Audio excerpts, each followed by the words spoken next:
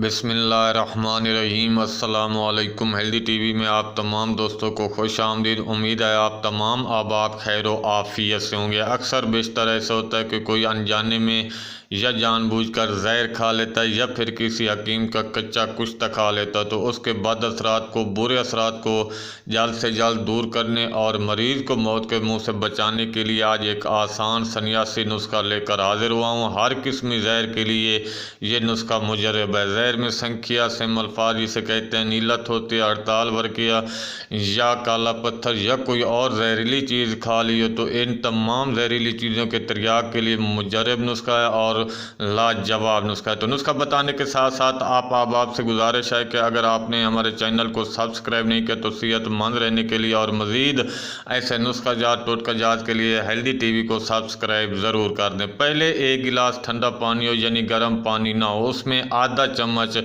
नमक डालकर 1 चम्मच पिसी हुई राई डालकर मरीज़ को पिला दें। उसी वक्त पेट की मूवमेंट शुरू हो जाएगी।